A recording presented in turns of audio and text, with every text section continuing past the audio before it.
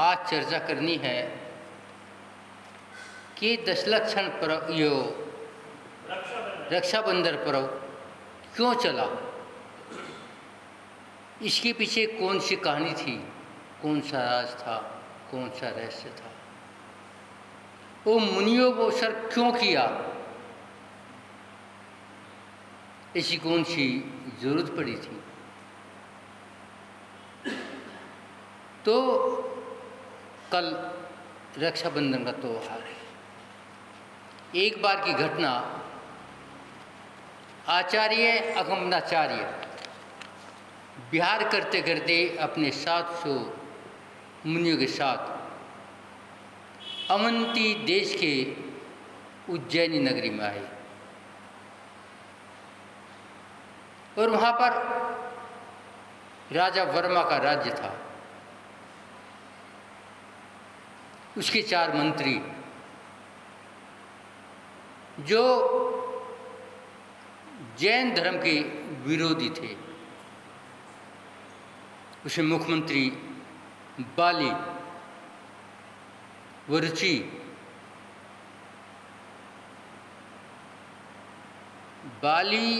मरुचि, बृहस्पति और प्रहलाद, ये 4 मंत्री जब इन्हें पता चला वो सम्राट मुनि महाराज के दर्शन करने के लिए निकला। आचार्य अकमनाचार्य को पता चला कि सम्राट अपने मंत्रियों के साथ आ रहे हैं। महाराज ने अपने ज्ञान से जाना मंत्री दुष्ट प्रवृत्ति के हैं, कुछ ना कुछ उपसर्ग करेंगे, तो इसलिए महाराज ने आदेश दिया, सब महाराज मौन धारण कर लो, कोई महाराज बोलेगा नहीं। और राजा वर्मा अपने मंत्रियों के साथ जंगल में महाराज के दर्शन करने के लिए आए। दर्शन किए, सब अपने ध्यान में मस्त थे। कुछ बूझा, जवाब नहीं मिला। मंत्री कहते हैं क्या जवाब देंगे, मूर्ख हैं, कुछ जानते ही नहीं। लेकिन सम्राट वर्मा बोले नहीं थे, वो दर्शन करके चल पड़े। रास्ते में वे मुनियों के विरोधी की चर्चा करते जा रहे थे, मगर एक मुनि महाराज जो उस समय वहाँ नहीं थे, कि उस समय मुनि महाराज हार चले से आ गए थे, एक महाराज नहीं पहुँचे थे, सुत कीर्ति। वे महाराज जब हार ले गए तो मंत्रियों ने कहा एक बैल ये आ रहा है और छाछ पी के आया है। तो उस महाराज को कुछ बात पची नहीं और वहीं पर चारों मंत्रियों से सम्राट के रहते हुए शास्त्रार्थ हो गया।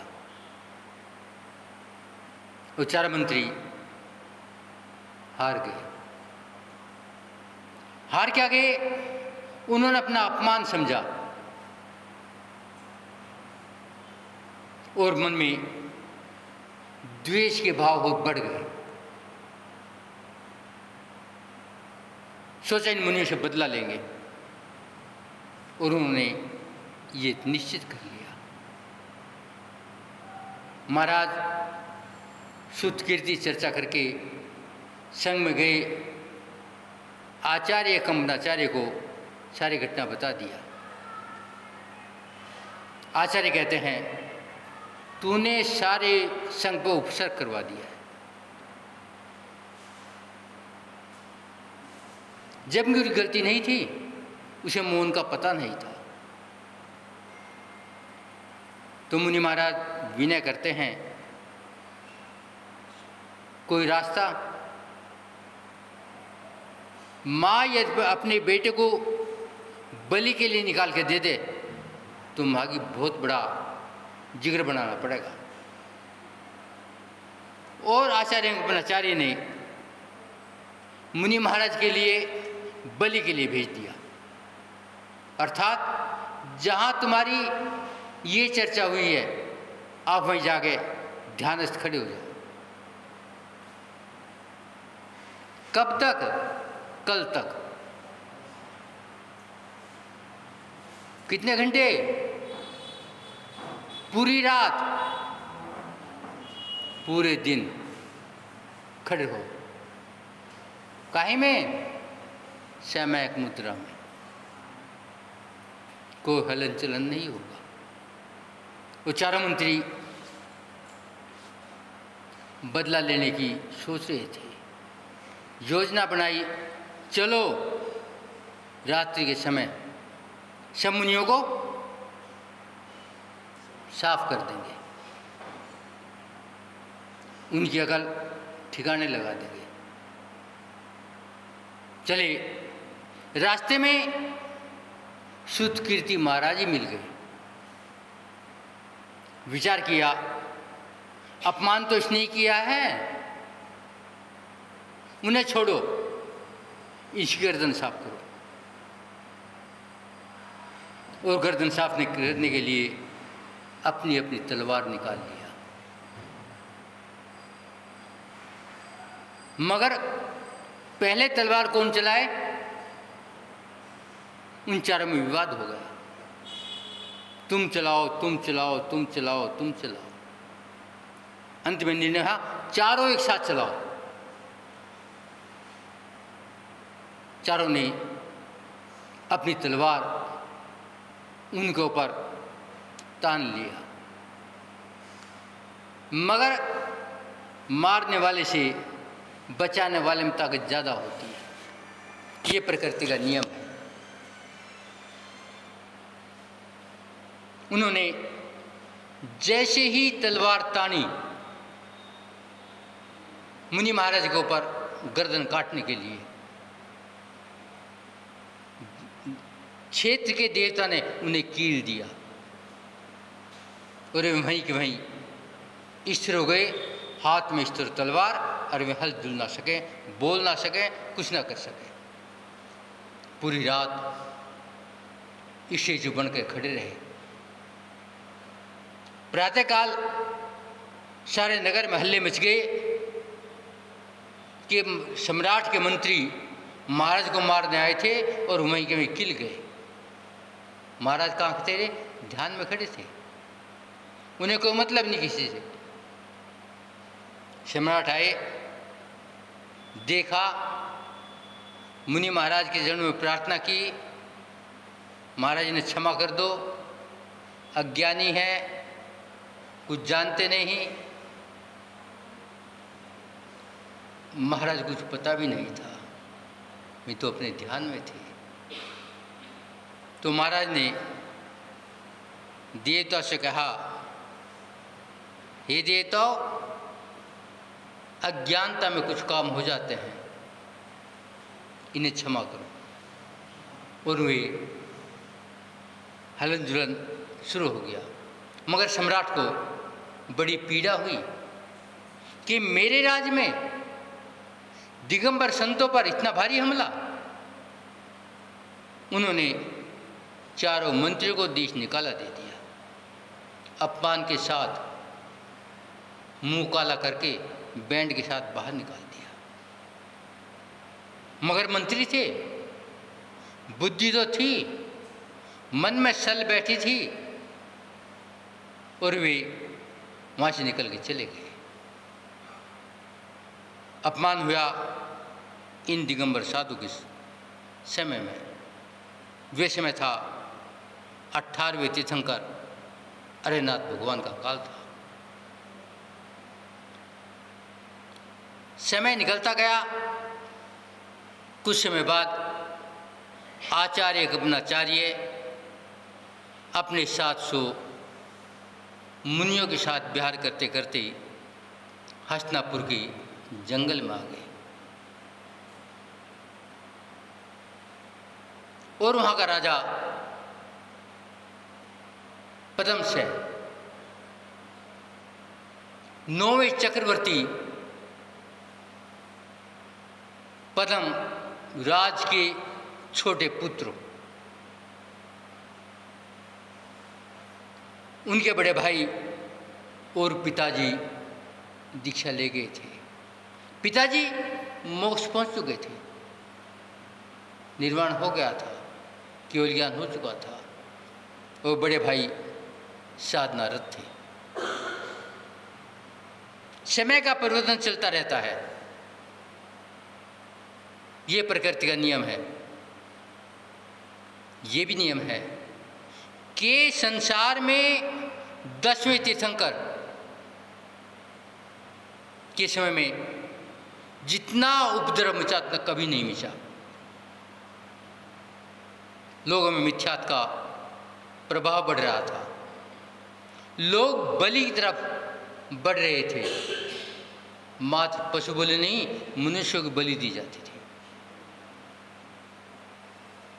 समय का परिवर्तन हुआ और ये बलि पर चलता रहा। मगर वे मुनि महाराज विहार करते करते हस्तिनापुर आ गए। उससे पहली घटना है कि पद्मराज जो हस्तिनापुर के सम्राट थे, चक्रवर्ती के बेटे थे, मगर एक सम्राट से बहुत परेशान थे, सिंह कीर्ति। वो बार बार हस्तिनापुर के राजा को परेशान करता रहता था और वो बंदी नहीं हुआ, इतना चालबाज था। पद्मराज ने कहा, जो इसे गिरफ्तार कर दे उसे मुंह मांगे नाम दिया जाएगा। चारों मंत्री हस्तिनापुर आए और उन्होंने सिंह कीर्ति से युद्ध किया और बंदी बना दिया। बंदी बना करके पद्मराज के पास लेकर आ गए, लो आपका मुलजिम। अब पद्मराज कहते हैं, मांगो क्या चाहिए। उन्होंने कहा, हमारा वर सुरक्षित रख लो, जब जरूरत पड़ेगी जब ले लेंगे। राजा ने, क्योंकि उसका एहसान मान चुका था, इसलिए क्या ठीक है। मगर जैन आगम कहते हैं, इच्छिक वर दान नहीं देना, लेना लो नहीं मत कर दो, जाओ अपने घर। लेकिन उन्होंने इच्छिक दान दे दिया और उन्होंने कह दिया जरूर पड़ेगी ले लेंगे। लेकिन समय के अनुसार आचार्य अकमराचार्य अपने 700 मुनियों के संघ के साथ में हस्तिनापुर आए और इन मंत्रियों को पता चल गया, जो द्वेष की चिंगारी अंदर बैठी थी भड़क गई। चलो अब बदला लेने का समय आ गया। और वे सम्राट पद्मराज से मिले, महाराज हमारा वर दे दो, मांगो 7 दिन का राज, 7 और 7 दिन का राज। चारों मंत्री, बाली इसमें मुख्य था, बाली गद्दी पर बैठ गया। राज क्या मांगना था? 700 मुनियों को और आचार्य गणपनाचार्य को मारना था, बस, और कोई योजना नहीं थी। और उन्होंने जिस जंगल में 700 मुनिराज विराजमान थे, चारों तरफ को एक बहुत गहरी खाई खुदवाई। उस खाई में चरम, गंध, पशु, जानवर नहीं जाने क्या गंदगी भर दिया और आग लगा दिया। नरवध नाम का यज्ञ किया गया। नर मनुष्य वध मारना, क्योंकि उनका उद्देश्य था 700 मुनि और आचार्य को सफा कर दे। मगर ये घटना घटी थी उस समय मुनिराज, जो इन्हीं सम्राट परमराज के बड़े भाई थे विष्णु कुमार।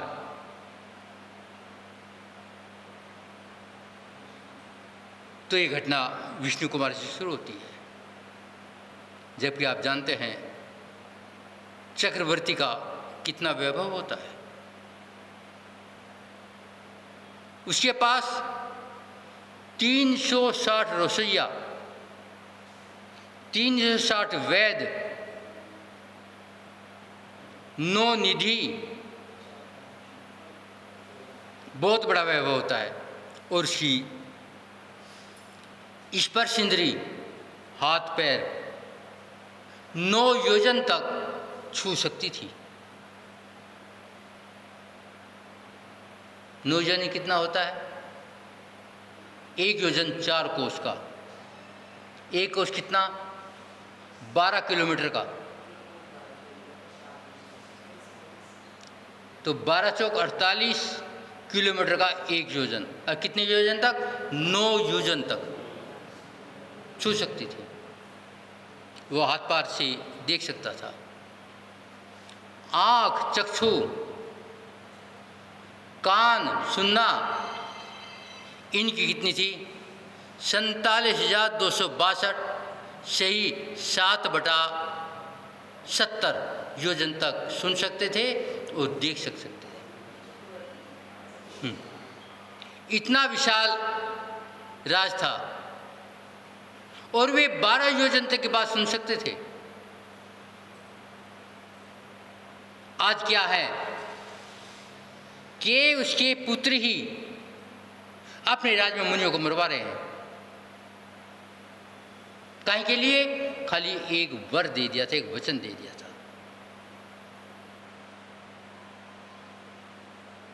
तो कहने का मतलब है, हम दान तो करें, इनाम तो दें, मगर विवेक के साथ।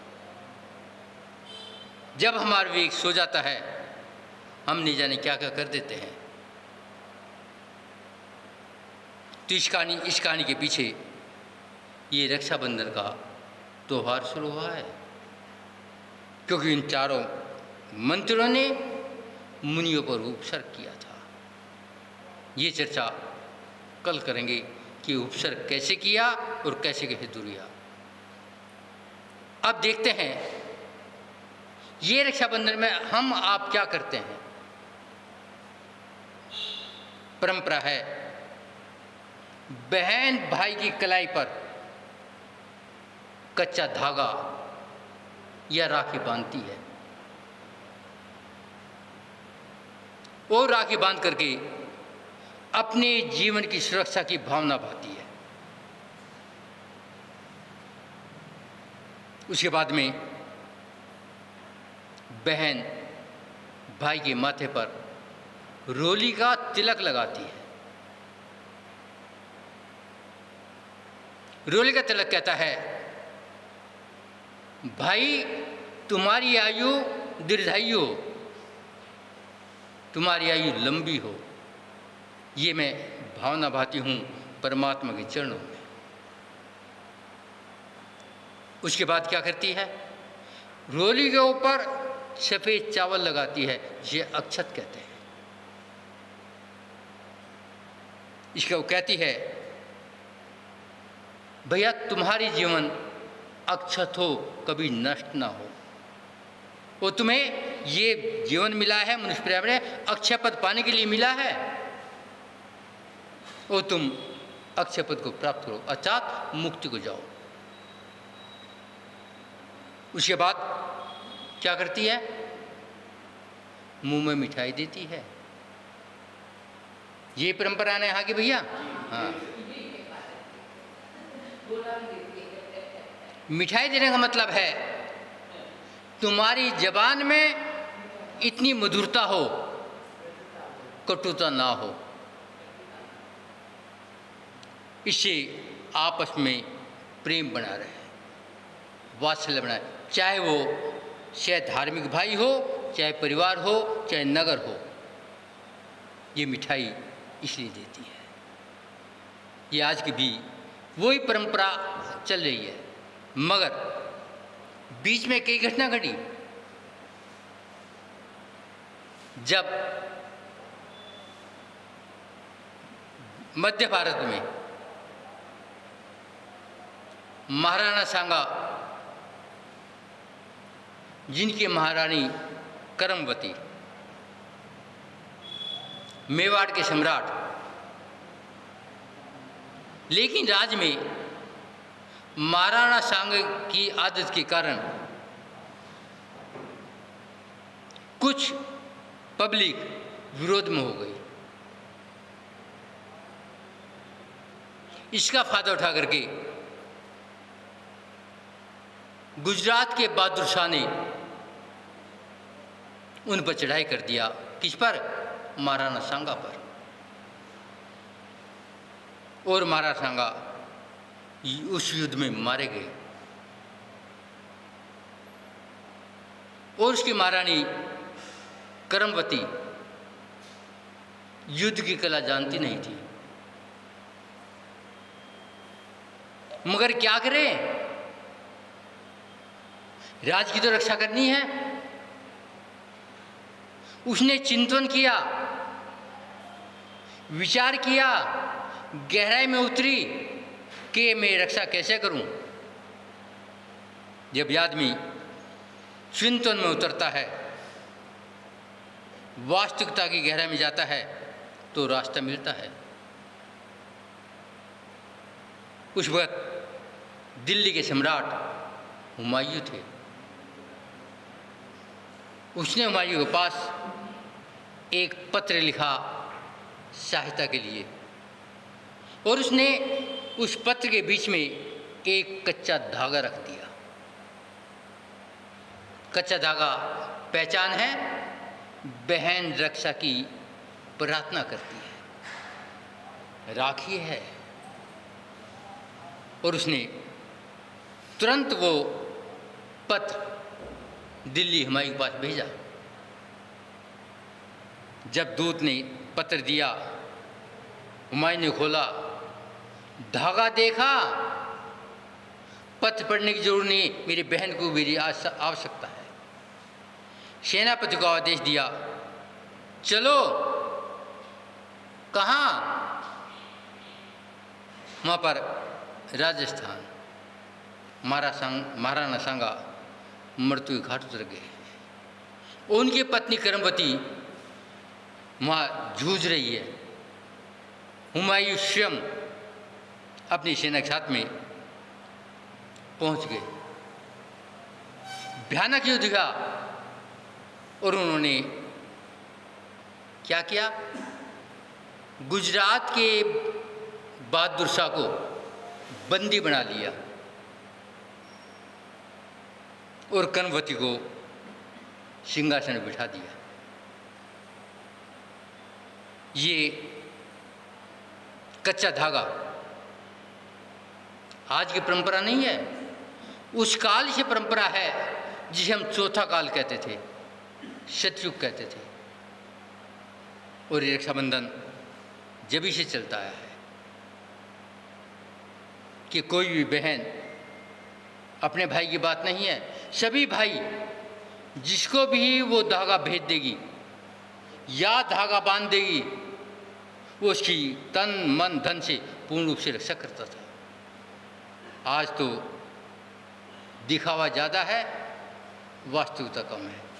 लेकिन रक्षाबंधन वास्तव में क्या है, ये देखने की बात है। ये वात्सल्य अंग का एक हिस्सा है कि ये हमने किस किस प्रकार 700 मुनियों की विष्णु कुमार ने रक्षा की और कैसे कैसे निमित्त बने, ये चर्चा कल जैसे भी समाज की अवस्था होगी, सुबह को या शाम को करेंगे। तुम्हारा मन होगा तो ठीक है, नहीं तो हम तो बैठे हैं अपने कमरे में। यदि सुबह का टाइम हो तो बाहर के आदमी भी लाभ ले सकते हैं, बाकी तुम्हारी मर्जी। अब समय मेरा हो गया है, अब वाणी को विराम देता हूँ। ओम शांति, ओम शांति, ओम।